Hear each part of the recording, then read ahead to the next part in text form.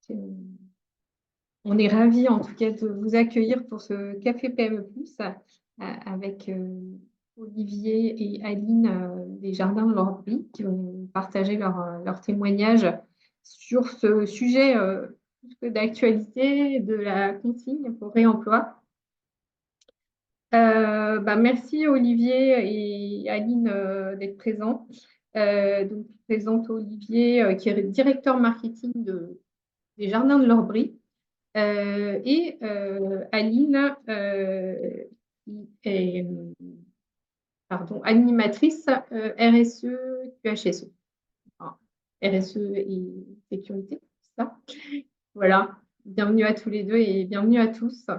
Pour commencer, pour présenter les cafés PME+, pour ceux qui ne connaissent pas ou qui sont là pour la première fois, c'est 45 minutes, donc 30 minutes d'échange avec l'entreprise sur des questions-réponses, sur la mise en place du process, et ensuite 15 minutes pour vous, pour des questions-réponses.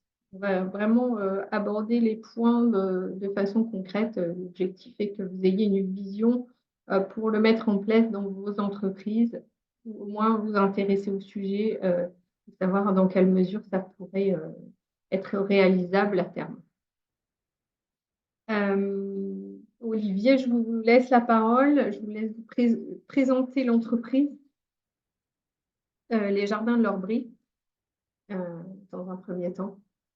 Alors, en fait, ce qu'on va faire, c'est on va effectivement présenter l'entreprise et puis peut-être présenter un peu le contexte, Catherine, c'est ça, en fait, Tout qui à nous a fait. amené au réemploi. Oui. Alors, pour présenter le contexte, qu'est-ce qui nous a amené à vous questionner sur ce sujet? C'est que vous avez reçu le trophée Leclerc en octobre 2023 pour votre gamme Cœur de Pomme.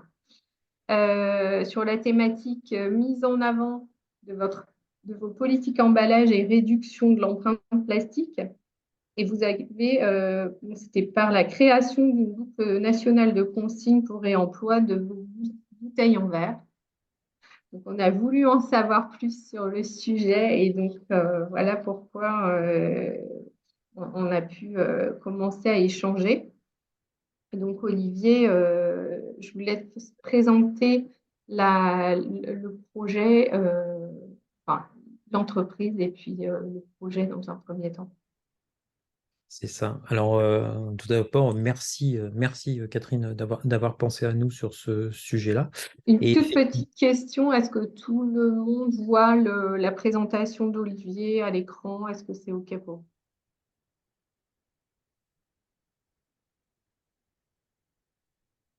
c'est bon? Oui, Oui, nickel, on voit bien. parfait, merci. Euh, Alors, merci effectivement de nous avoir sollicités. Pour ceux qui ne nous connaissent pas, et en tant que directeur marketing, vous êtes trop nombreux à ne pas nous connaître encore. Mais nous sommes une entreprise spécialisée dans la fabrication de boissons. Alors au sens large, c'est-à-dire qu'au départ, Alain Péridier a créé l'entreprise en 2001. Il était arboriculteur et puis il avait vocation à vouloir faire des jus de fruits. Et puis très rapidement, le cœur de métier de l'entreprise a évolué vers la fabrication de boissons en général. Et donc aujourd'hui, l'entreprise s'articule au lieu de deux activités, une activité à marque propre, où on va travailler, comme on va le voir dans l'exemple qui va suivre, sur des marques comme Cœur de Pomme ou Sogeni. Et puis, on a une activité d'embouteillage à façon, où on va embouteiller tout type de boisson. Et donc, de ce point de vue-là, le réemploi va avoir toute sa légitimité aussi.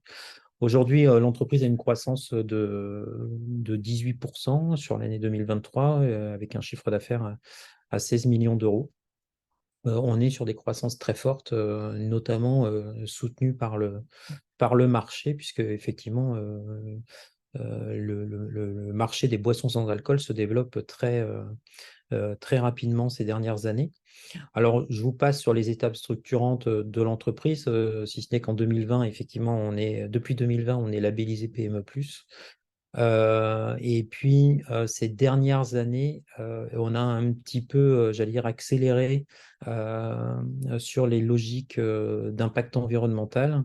Notamment, depuis 2022, on travaille avec Citeo sur le comité de pilotage, sur le groupe de pilotage autour du réemploi et de la standardisation des emballages destinés au réemploi. En 2023, on a enclenché notre bilan carbone et puis on a pris des participations dans une entreprise qui s'appelle Bout à Bout et qui est spécialisée dans le lavage de bouteilles et qui est implantée sur la région nantaise. Et 2024, effectivement, la logique est effectivement de déployer davantage le réemploi et puis d'installer une ligne de conditionnement en canette alu, qui est un emballage qui, du coup, est assez complémentaire sur le volet environnemental. Alors, je passe rapidement. Olivier, je me Bien la parole. permets de vous couper une petite seconde parce que, comme je le pensais, la présentation s'affiche sous format vignette et non une Ah, pleine page. Donc, les participants voient voilà, juste ouais. l'ensemble de la présentation Ouais, alors et ça, non, ça c'est pas. pas très grave, parce que Non, non, voilà, ça finira en soi, par non. arriver. Mais est-ce que c'est mieux là? Eh bien oui. Ah, d'accord. Bon, ben voilà.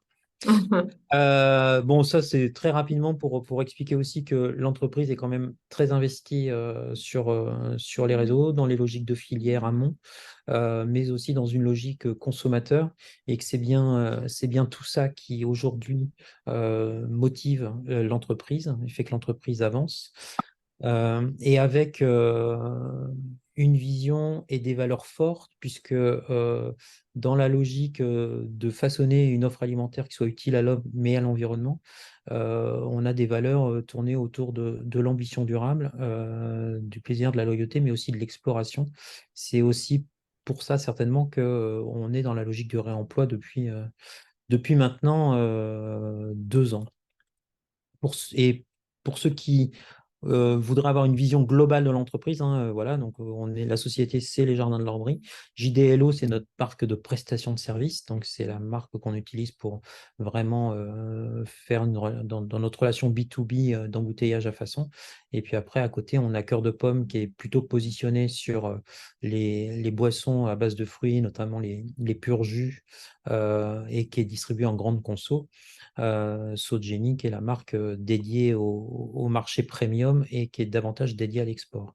Je vous ai mis les deux petits pictos réemploi parce que vraiment, dans cette logique-là, on est vraiment tourné vers nos marques propres et vers le travail qu'on pourrait faire éventuellement en embouteillage à façon, puisque l'histoire a un peu commencé comme ça pour l'entreprise. Donc pourquoi le réemploi pour Cœur de Pomme? Clairement parce que Cœur de Pomme est une marque déjà bien engagée dans des logiques de sourcing français, dans des logiques anti-gaspi, puisque par nature, Alain récoltait ses fruits et cherchait à mieux exploiter ses écarts de tri, hein, donc les fruits trop petits, trop moches, trop gros. On est dans une logique aussi de circuit court. Alors, quand je dis circuit court, bien sûr, 80% notre sourcing est fait dans un rayon de moins de 100 km. En tout cas, c'est une des valeurs qu'on porte dans le cadre notamment de la labellisation PME+. Mais surtout, on transforme et on embouteille les fruits sur notre atelier. Donc, toute cette logique alors d'ancrage territorial, mais aussi de circuits courts, que ce soit sur l'amont, l'aval, et puis sur le process de fabrication, il importe beaucoup pour la marque.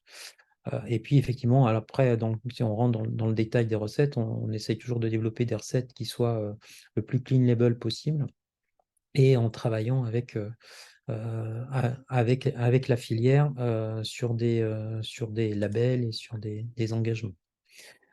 Et donc forcément, puisque vous êtes là, c'est que vous êtes tous labellisés PME+, mais on a un des critères dans la labellisation, hein, qui est de tenir compte des évolutions consommateurs, des demandes consommateurs, voire de les anticiper.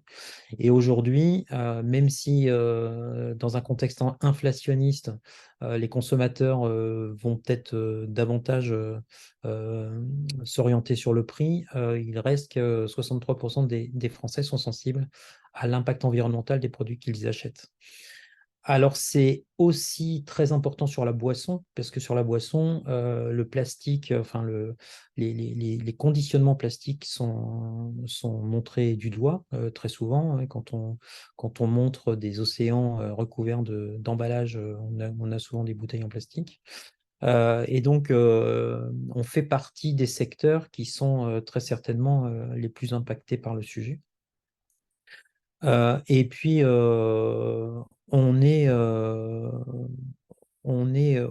a aussi, comme vous, hein, on a une obligation de respecter la loi AGEC, en tout cas de répondre à la loi AGEC, c'est-à-dire de faire en sorte que 10% des emballages qui sont mis sur le marché soient réemployables à l'horizon 2027. Donc pour ça, on a travaillé effectivement à réduire notre impact environnemental. Hop. Et on a travaillé alors dans une logique d'éco-conception, hein, qu'on a menée avec Aline. Aline pourra rentrer dans le détail plus tard sur ce sujet-là. Mais on a travaillé sur des postulats, sur des hypothèses de travail, et on a estimé la réduction de l'impact environnemental sur une bouteille réemployable.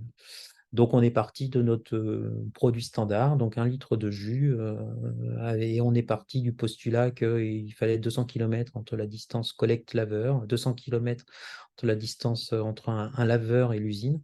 Et puis, on a essayé de mesurer à partir de combien de boucles de lavage et de réemploi le produit était, alors, pas forcément rentable économiquement, puisque la question ne se pose pas là, enfin, ne se pose pas à ce moment-là de la réflexion, mais rentable sur le plan de la réduction de l'impact environnemental. On avait la chance d'être sur encore une fois, une catégorie de produits où les consommateurs avaient, alors peut-être oublié le réflexe, mais en tout cas, ça faisait partie de la mémoire collective.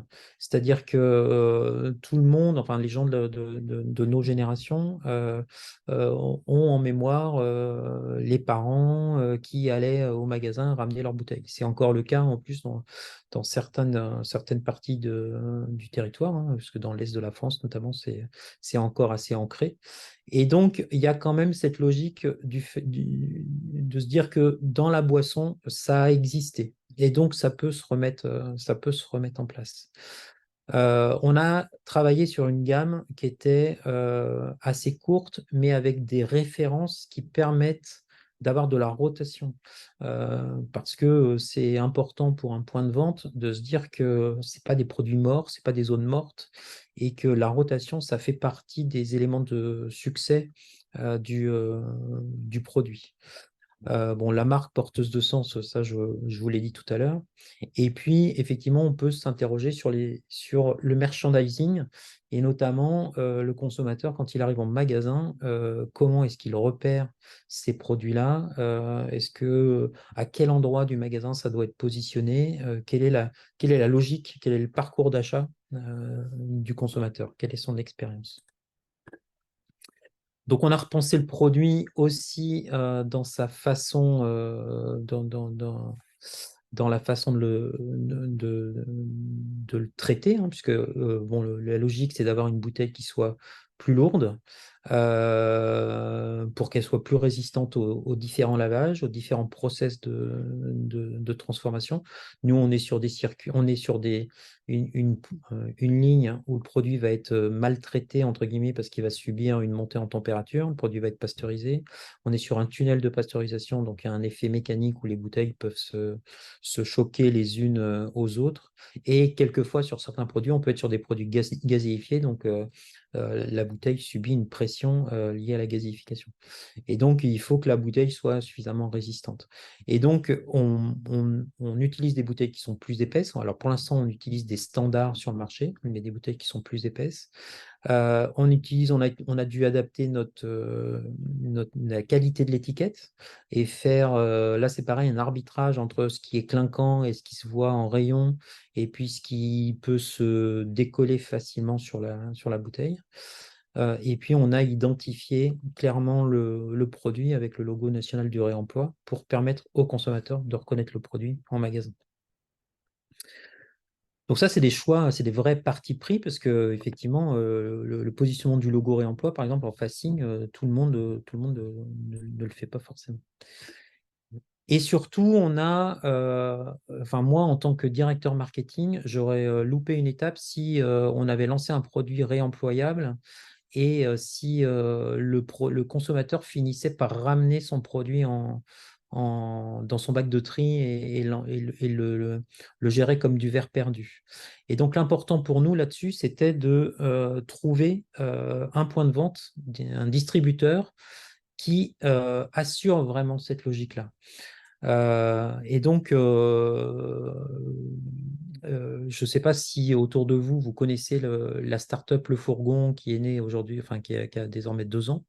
Mais Le Fourgon, c'est une entreprise qui a réinventé la tournée du laitier. Donc, ils sont implantés dans plusieurs grandes villes en France. Et puis, en fait, il y a une petite application et les consommateurs achètent tout type de boissons, se les font livrer et peuvent ramener leurs bouteilles contre un bon d'achat. Enfin, en tout cas, non, ne ramènent pas leurs bouteilles. C'est Le Fourgon qui vient rechercher les bouteilles vides au moment de la livraison suivante. Et ça nous a permis de nous assurer que les produits destinés au réemploi étaient bien uniquement vendus sur un circuit de réemploi. Aujourd'hui, Le Fourgon, ils sont sur des taux de retour, à l'époque, quand on discutait avec eux, entre 85 et 90%. Donc, c'est des taux de retour qui sont hyper importants. Et en l'occurrence, ça permet d'assurer que le produit vendu enfin, reste bien dans le circuit du réemploi pour sa grande majorité. Et puis l'important sur la réussite effectivement d'une problématique comme ça, c'est le maillage territorial. C'est-à-dire on le disait tout à l'heure, la distance entre l'embouteilleur, le laveur, le point de vente, le conso, pour que toutes les modélisations se comportent, enfin s'effectuent correctement. Alors ça répond à une logique d'entreprise, hein. Je vous ai dit tout à l'heure, on a mis en place notre bilan carbone. Là, je vous donne très rapidement les éléments qui sont issus de ce bilan carbone. En fait, aujourd'hui, l'entreprise a un impact de 12 681 tonnes CO2 équivalent carbone sur l'année 2022. Donc, et on voit sur le schéma de droite, donc on a fait les scopes 1, 2 et 3, hein, et on voit sur le schéma de droite que c'est vraiment les intrants et donc la barre violette en fait qui représente la majorité de notre impact. Et donc c'est à nous de travailler ce sujet-là aujourd'hui pour diminuer notre impact. Et donc le réemploi est une des réponses que l'entreprise va apporter dans les années à venir sur ce sujet-là. Voilà, histoire de brosser rapidement le contexte de l'entreprise. Merci Olivier, c'est très clair, je pense. Donc, j'ai quelques questions évidemment à tous les deux. Euh, Comment ce projet d'économie circulaire a-t-il été développé au sein de l'entreprise? Euh, je vais garder la main. Je vais garder la main.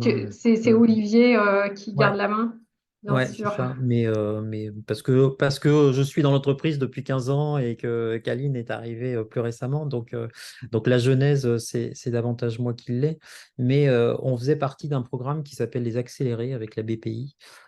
Et dans ce cadre-là, on a été sensibilisé au réemploi déjà depuis donc 2020, 2021.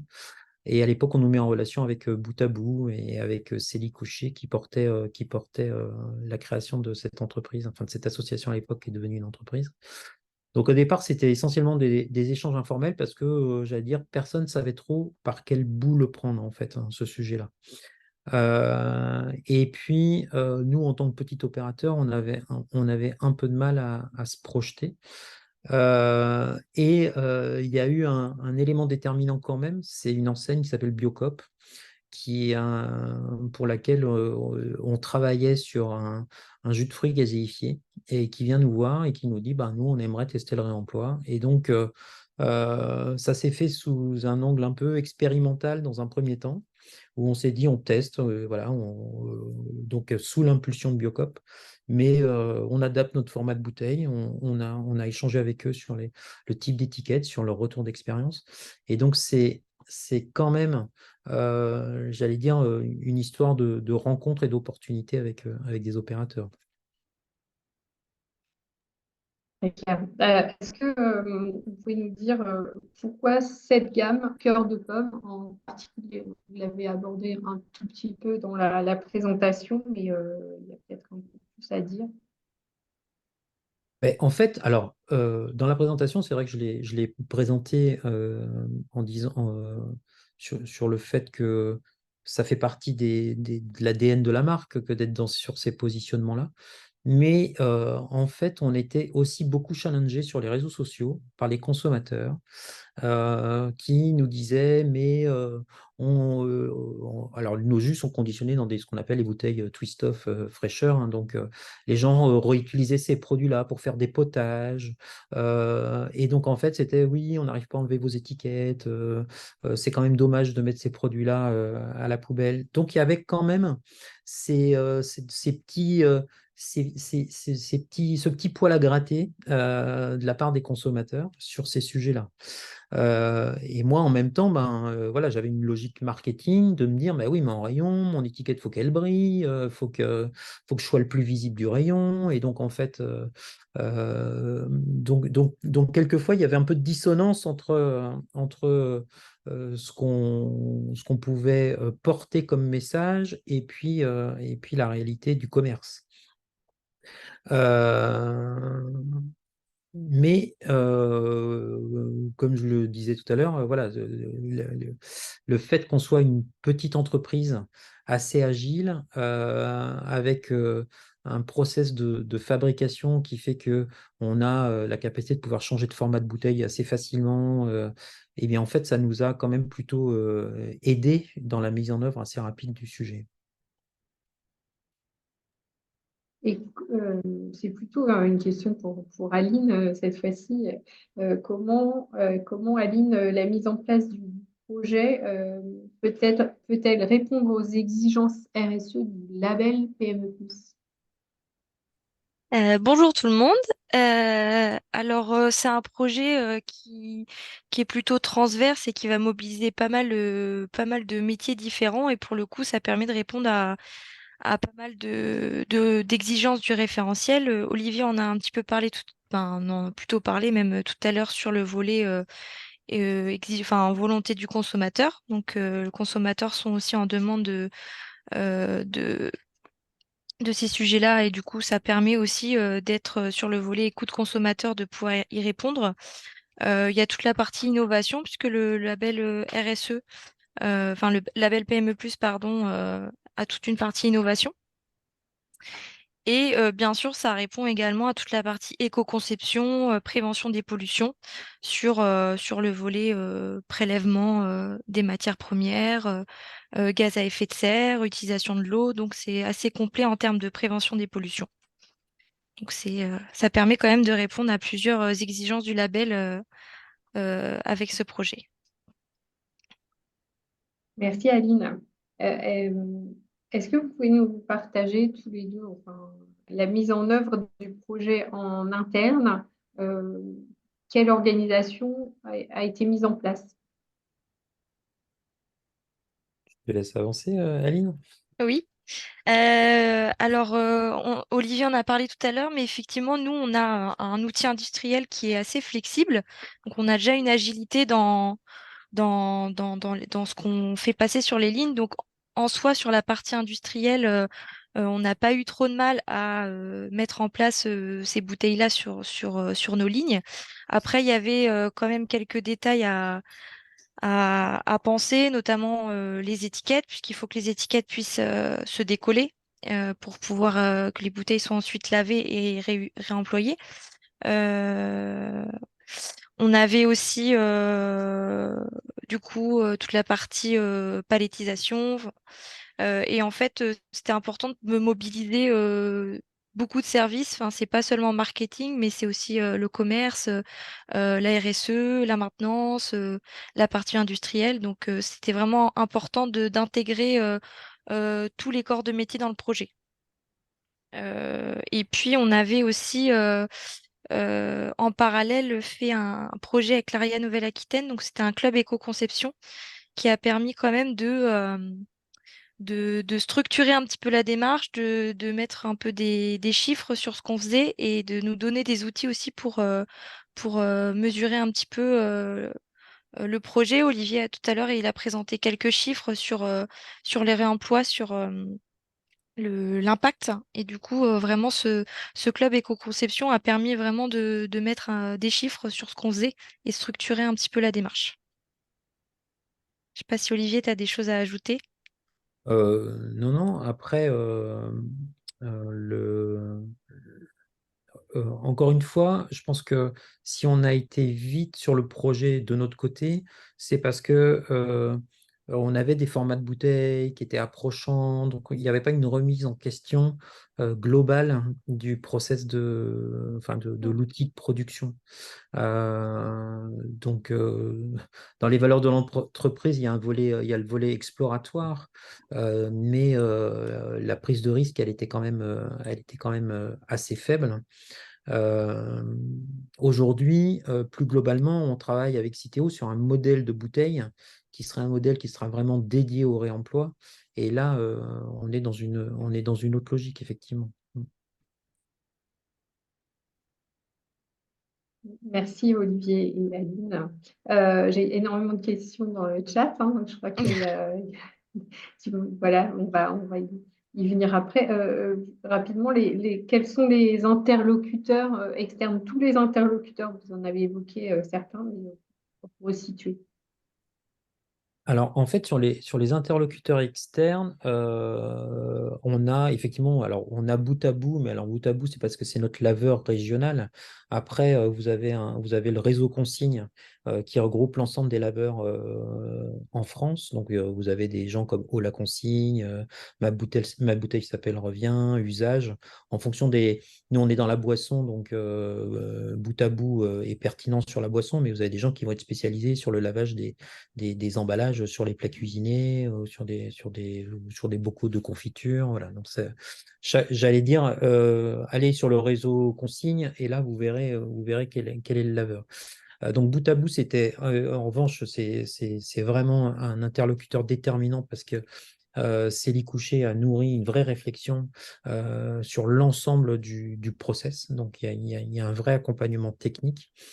Et après, effectivement, là, c'est pareil, les imprimeurs deviennent de plus en plus sollicités et sont de plus en plus au fait du sujet.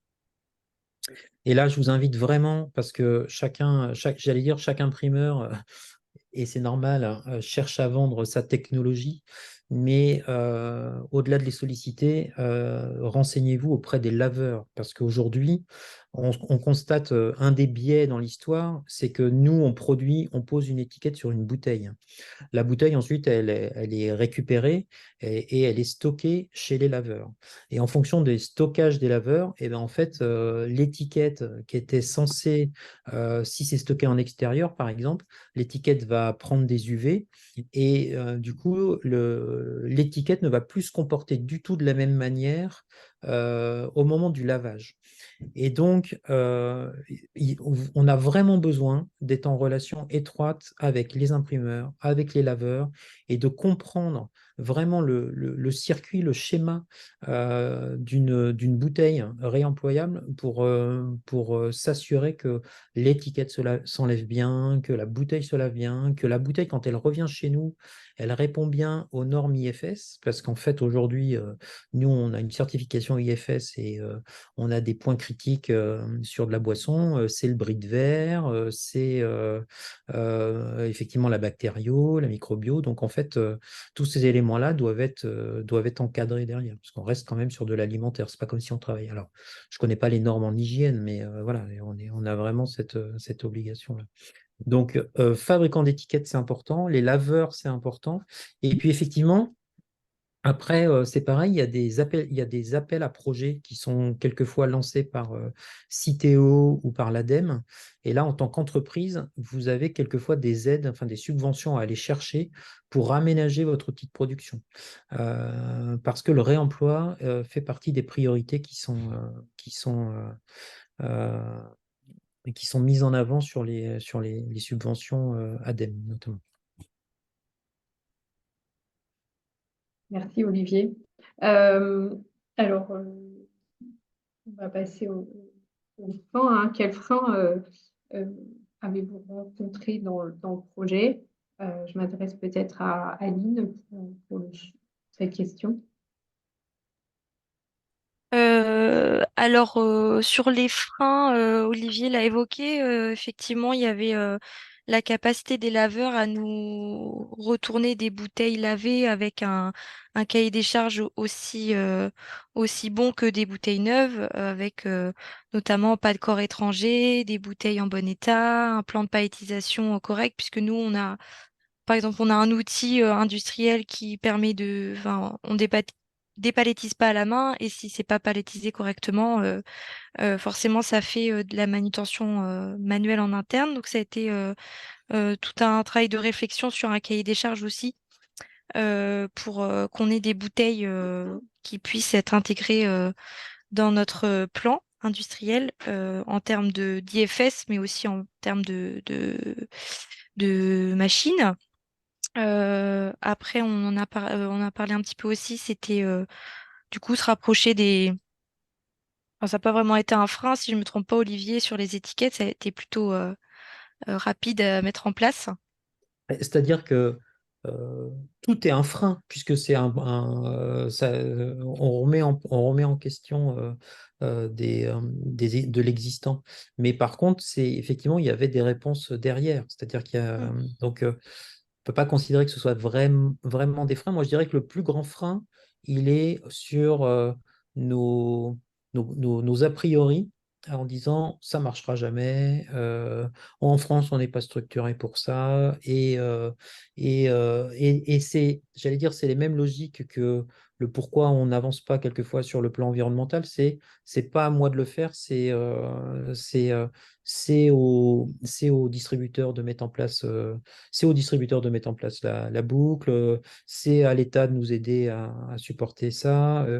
Donc en fait, le plus gros frein, je pense, déjà dans nos schémas de pensée à nous, dans les entreprises, et à se dire, ben, est-ce qu'on a étudié le sujet, quoi. Voilà. Merci beaucoup à tous les deux.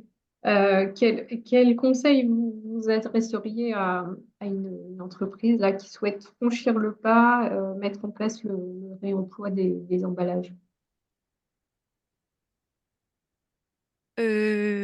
Alors moi, déjà, je dirais se renseigner sur le marché et les parties prenantes, savoir ce qui se fait déjà, comme par exemple avec le fourgon, ça a été la possibilité de mettre en place le réemploi de manière rapide avec un bon taux de retour. Donc se renseigner sur les filières, je ne sais pas quels sont les produits des personnes qui nous écoutent là, mais savoir déjà ce qui se fait pour voir si on peut intégrer ou pas cette filière.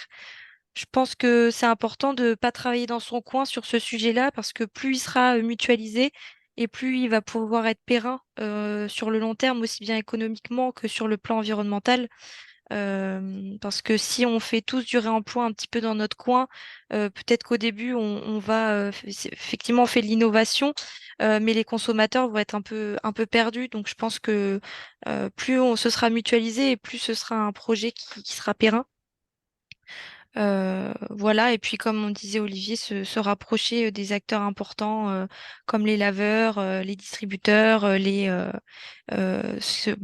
verriers, les fournisseurs d'étiquettes, savoir ce qui est possible de faire. Et ne pas avoir peur d'explorer des pistes, c'est-à-dire ou de tester, de faire des petits tests. Enfin, moi j'ai souvenir de Blédina qui a fait des tests sur un magasin qui avait fait un retour d'expérience sur un salon à ProDurable. Aujourd'hui, effectivement, quelquefois, il faut se dire qu'on n'a peut-être pas 100% de la réponse, mais qu'on a 80% de la réponse. Ça permet de tester. Moi, honnêtement, bout à bout, au tout départ, on leur a fourni des bouteilles.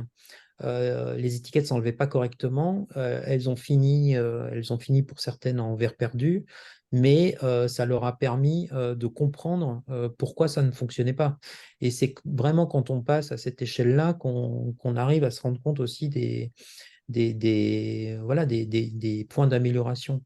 Donc, encore une fois, on a la chance d'être des PME et donc on n'est pas sur des enjeux à des millions d'euros quand on lance un projet. On a la chance d'être plutôt agile quand même les uns les autres. Et donc je pense que c'est important de se dire et si plutôt que se dire qu'on ne va pas le faire. Et puis moi, je voulais l'aborder aussi sous un angle, là, sur le réemploi, on l'aborde beaucoup sous l'angle du produit, de l'unité de vente. Mais nous, aujourd'hui, on est dans une logique un peu au-delà, c'est-à-dire qu'on s'interroge même dans cette logique-là si on ne va pas passer les bouteilles en casier plutôt qu'en caisse américaine, parce qu'effectivement, on génère du carton qui a vocation à être un outil logistique, mais qui est un carton, lui, c'est pareil, qui va finir en déchetterie ensuite. Donc, on essaye d'aller même au-delà de ça, au-delà de l'unité de vente, en fait. Très bien, merci à tous les deux. On va tout de suite passer aux questions. Il y en a de nombreuses. Merci de votre patience. Alors, plusieurs questions sur le lavage. Alors, le lavage, comment il se passe? Alors Il n'est aujourd'hui, pas intégré, hein, on a non, bien non, compris alors, qu'il n'était alors pas intégré. honnêtement, on s'est interrogé sur le fait d'intégrer le lavage dans l'entreprise. Et puis en fait, c'est un vrai savoir-faire. Et donc aujourd'hui, c'est un lavage à la soude hein, pour partie qui est fait chez Bout à Bout, donc en région nantaise. Euh, En tout cas, pour les produits qui sont dans notre région, nous, on va acheter les bouteilles là-bas. Mais vous avez des unités de lavage, parce que l'important, c'est ça, c'est encore une fois, c'est le maillage territorial. C'est des unités de lavage qui sont dans chaque région en France, en fait. Et donc, plus le maillage sera important, et mieux ce sera sur la boucle de réemploi. Des questions justement sur l'aspect géographique. Comment c'est géré et aussi par rapport au magasin. Euh, com- alors, Alors, je le disais tout à l'heure, en fait, nous, on met les produits sur le marché et après, c'est vraiment le travail des laveurs d'aller récupérer, de gérer la logistique auprès des différents points de vente pour aller récupérer les produits dans les points de vente. Donc ça, et nous, après, on achète de la bouteille lavée à ces laveurs-là. Mais toute cette dimension logistique du point de vente vers le lavage, elle est gérée plutôt par les laveurs en général, qui prennent ça en charge. et une question par rapport au fourgon. Le fourgon, c'est sur toute la France ou dans certaines régions? Le fourgon, ils ont une dizaine d'entrepôts. Ils sont plutôt bien répartis sur la France. Ils ne sont pas en région parisienne parce que c'est beaucoup plus compliqué de s'installer en région parisienne sur ce type de modèle économique.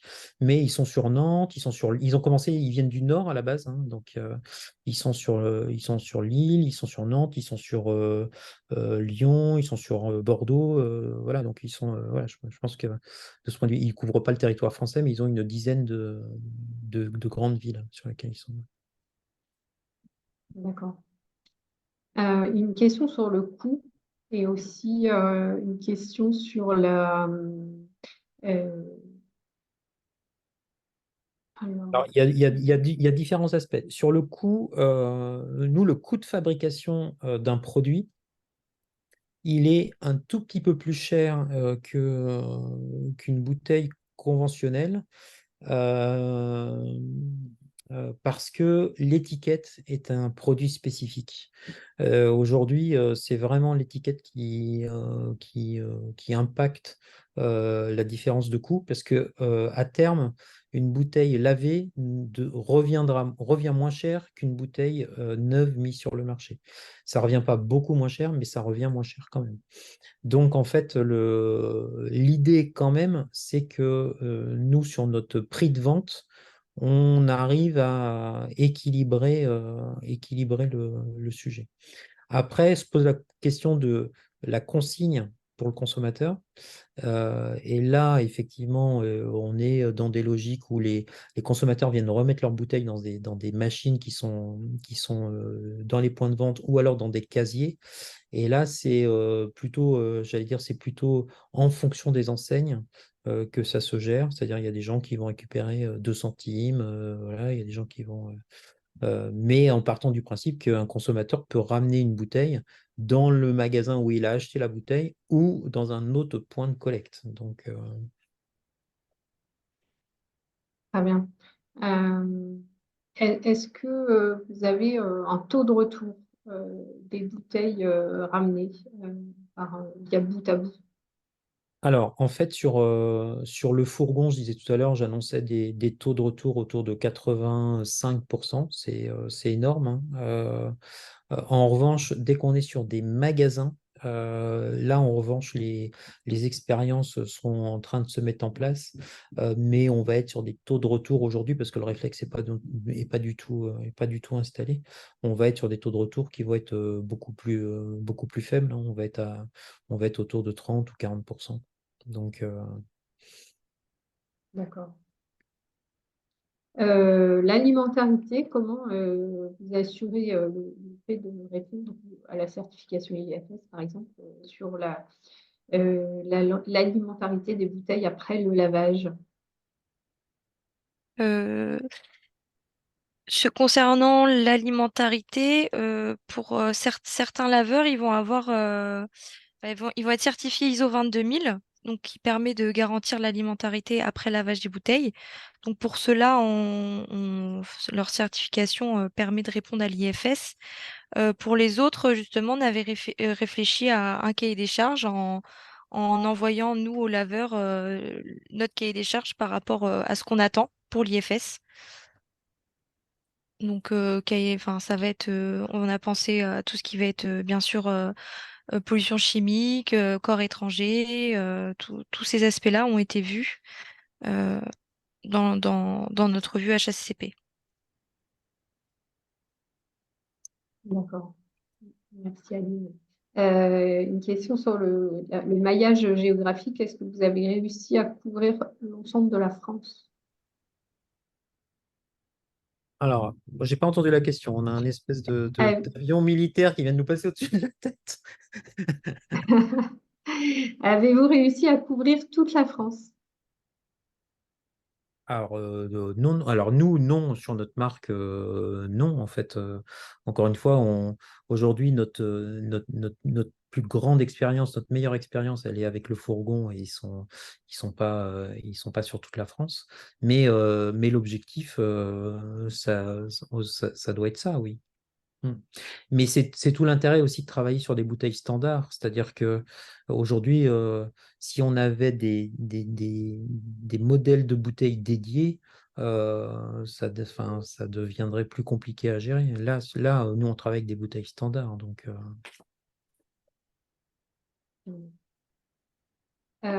Alors, une question technique, mais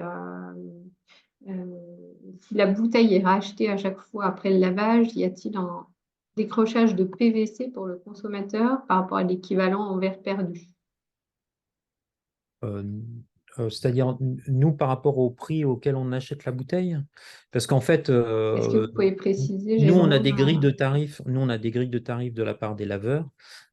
Et donc, en fait, on achète la bouteille au prix laveur. Qu'elle ait fait une rotation, deux rotations, 10 rotations, ouais, nous, on a la grille de lavage. Si je peux me permettre, Olivier, alors, bon, Brasserie Météor, et Merci, Jérôme. je Je vais pas vois que prendre tout vous le temps, mais allez. j'ai mis un commentaire, mais à la Brasserie Météor, nous, le consigner ou le réemploi, c'est quelque chose qu'on maîtrise parfaitement, et je vois Ouais, que c'est un sujet hyper important. Moi, Mm. alors Olivier, j'ai beaucoup discuté avec Alban, votre directeur commercial, parce qu'on se connaît, donc il m'a posé beaucoup de questions là-dessus. Nous, on a déjà, avec Nicolas Cabayon qui est là et qui est notre responsable RSE, on a déjà énormément de questions à toutes les questions de réponses à toutes les questions qui ont été posées. Nous, on travaille en GMS, on travaille en CHR, on fait des tests sur toute la France. Je pense qu'il y a un vrai sujet qui intéresse tout le monde. On ne peut pas le régler en 5 minutes, mais ne serait-ce que l'étiquette, il suffit de changer la colle. Nous, on a une colle qui est spécifique justement pour qui se dissout dès qu'on nettoie la bouteille. Il y a plein de choses comme ça et l'étiquette ne coûte pas plus cher, donc il y a des choses. Et juste pour cette histoire de bouteille, nous, ce qui nous freine aujourd'hui, on a notre propre laveuse, mais si on travaille avec des laveurs indépendants, ça veut dire qu'on va leur envoyer une bouteille de verre consigné qu'on a acheté nous plus cher parce que l'objectif, c'est qu'elle fasse plusieurs rotations. Mais si c'est pour la racheter comme vous le faites à chaque fois au même prix, il n'y a aucun intérêt pour le consommateur. Nous, aujourd'hui, entre le verre consigné et le verre perdu, équivalent recette, équivalent format, il y a un décrochage d'environ 30% pour le consommateur. Et donc là, c'est vertueux. Et si on veut amener le consommateur sur le réemploi, il faut que ça soit intéressant pour lui. Voilà, juste, je me termine. Non, non, mais vous faites bien. Après, effectivement, on n'a pas les mêmes contraintes industrielles. Je pense que déjà dans le type de dépose des étiquettes, effectivement, je ne sais pas si vous êtes sur des étiquettes en bobine ou des étiquettes à plat. Parce que ça peut avoir une incidence aussi dans la qualité voilà. Et effectivement, après, aujourd'hui, comme je disais, on est au début de l'histoire, c'est-à-dire sur la bière, vous êtes dans des réflexes qui ne se sont pas perdus, puisque dans le CHR, le réemploi a toujours, enfin, a quasiment toujours existé. Donc, en fait, alors que nous, sur notre type de produit, en fait, on est en train de repenser un peu le sujet. Et une des problématiques, c'est à un moment donné, c'est d'amorcer la pompe. C'est-à-dire que tant qu'il n'y a pas d'offre sur le marché, le consommateur, il n'y vient pas, quoi. Mais justement, alors nous, on travaille avec un consortium, ça peut intéresser tout le monde. Petrel, et on vient de faire un Ouais, test j'ai en vu région ça. parisienne. Voilà, ils cherchent encore d'autres fournisseurs. Donc, n'hésitez pas à y aller parce que du coup, on a un vrai retour d'expérience en grande distribution. Et voilà. Mais je pense encore une fois, Catherine, si on pouvait organiser une petite session à la FEF et via le label, ça peut intéresser beaucoup, Mm, beaucoup de gens. mm. Que ça soit, encore une fois, dans le liquide, mais hors liquide, parce que même le hors liquide commence à se réorganiser sur ça. La preuve, hein, oui, beaucoup non liquides présents aujourd'hui et qui ont vraiment un gros intérêt à regarder ce qui se passe et même à passer à l'action. Je suis d'accord avec vous, avec tous les deux. Alors, il y a beaucoup d'autres questions. Ce que je vous propose, c'est aussi des questions sur les acteurs. Alors, la liste des acteurs, moi, personnellement, je ne la connais pas et peut-être que ce n'est pas le sujet aujourd'hui, hein. On pourra revenir sur les questions et transmettre certaines informations, rester en contact. En tout cas, ouais, ça prouve aussi que voilà, il y a encore énormément à faire. Vous avez cette expérience de mise en place, alors aussi à différentes échelles et sur des produits aussi différents, hein, comme précisait Olivier, hein, le jus, c'est pas la bière, hein, on est d'accord. Donc, bah, voilà, ça ouvre des pistes. Je vous invite à poser des questions en direct par mail si besoin. S'il il y a des points qui vous paraissent primordiaux à réaborder.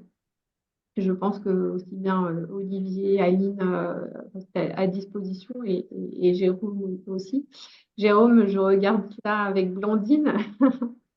C'est elle qui regardera comment c'est possible d'organiser un événement autour de la consigne. Et effectivement, ça peut être très, très intéressant. Et au-delà du label.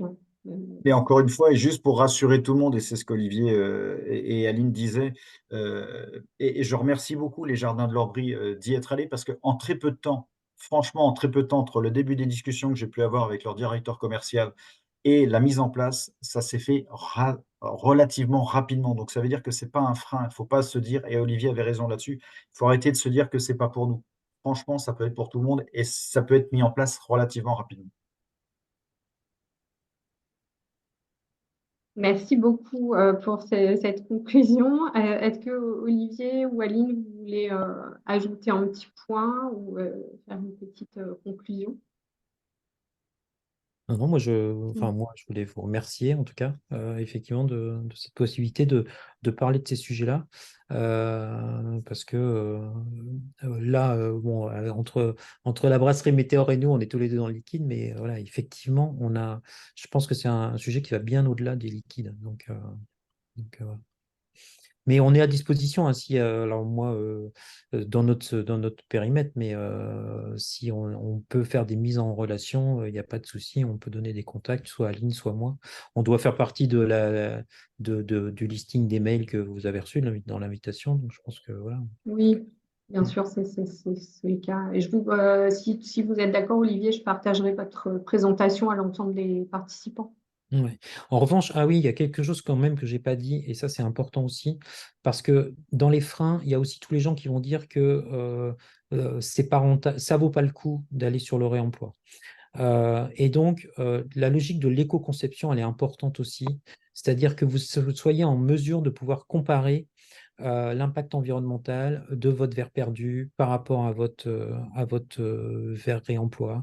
Là, nous, on va aller sur la canette parce qu'on sait que la canette alu, c'est aussi un moyen de réduire notre impact environnemental, mais il y a des outils dans l'éco-conception, il y a des outils en place qui peuvent être gratuits même pour certains, qui permettent, même si vous ne communiquez pas sur le sujet, mais qui vous permettent d'avoir des clés d'explication pour éventuellement répondre à des objections qui pourraient vous être faites sous l'angle commercial, sous l'angle environnemental. Si vous avez un journaliste qui vient vous poser des questions, qu'au moins vous ayez ces éléments-là en tête pour pouvoir y répondre aux besoins. Donc, je pense que ça, c'est un vrai sujet à travailler en amont aussi. Merci, Olivier. Voilà. Une dernière petite chose avant de nous quitter, si vous voulez bien, une petite photo de groupe. Je vais vous demander de réactiver vos caméras, ceux qui sont encore avec nous. Merci.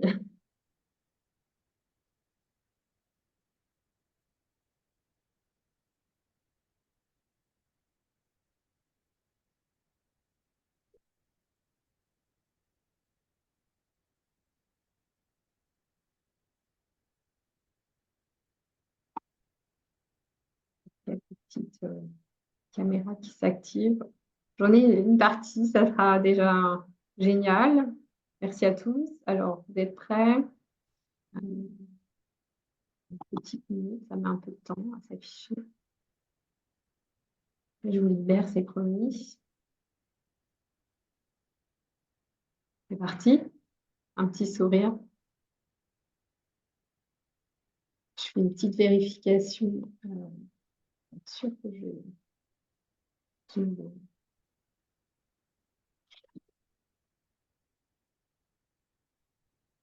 c'est tout bon.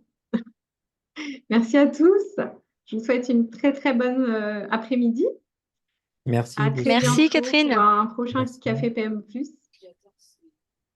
Merci. Bonne journée. Merci.